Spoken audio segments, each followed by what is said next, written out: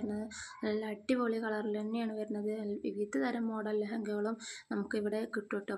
പിന്നെ ഈ കാണുന്നതൊക്കെ മെറ്റീരിയൽസ് ആട്ടോ. നമുക്ക് ഇവിടെ തന്നെ കസ്റ്റമൈസ് ചെയ്ത് നമ്മൾ വേണ്ട മെറ്റീരിയൽസ് എടുത്തിട്ട് നമ്മൾ ജസ്റ്റ് മോഡലൊന്ന് കാണിച്ചു കൊടുത്താൽ നമുക്ക് ഇവിടെ തന്നെ കസ്റ്റമൈസ് ചെയ്ത് തരും. ഞാൻ വീണ്ടും ലെഹങ്കയ്ക്ക് തന്നെ എത്തിയിട്ടോ. എനിക്ക് അത്ര ഇഷ്ടമായിട്ടോ ലെഹങ്കകൾ ഇവിടുത്തെ. പിന്നെ ഈ ലെഹങ്കകളൊക്കെ റെൻ്റലിന് പോണതാണ് കേട്ടോ.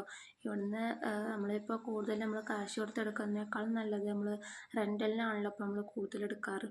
അപ്പോൾ നമുക്ക് വേണ്ട മോഡൽ ഇവിടെ തന്നെ കിട്ടും കേട്ടോ. മോഡലും അതുപോലെ ഇതിന് ആവശ്യമായിട്ടുള്ള ജ്വല്ലറി ഐറ്റംസ് ഒക്കെ ഇവിടെ തന്നെ നമുക്ക് റെൻ്റലിന് കിട്ടും. ഇനി നമുക്ക് ലെഹങ്ക വേണ്ടെങ്കിൽ സ്കേർട്ട് ഐറ്റംസ് കൊണ്ടിട്ട് നമുക്ക് ബ്രൈഡ് ടു ബിക്കും ഹൽദിക്കും എല്ലാം യൂസ് ആക്കാൻ പറ്റുന്ന നല്ല അടിപൊളി സ്കേർട്ടുകളാട്ടോ ഇവിടെ ഉള്ളത്. പിന്നെ നമ്മൾ റിസപ്ഷനൊക്കെ യൂസ് ആക്കുന്ന നല്ല അടിപൊളി കളർഫുൾ ആയിട്ടുള്ള ഫ്രോക്കുകളുണ്ട്. അപ്പോഴാണ് ഞാനൊരു ക്യാമറ കണ്ടിട്ടോ. അപ്പോൾ ഞാൻ ചെറിയ എൻ്റെ ഷോ ഇറക്കിയതാട്ടോ.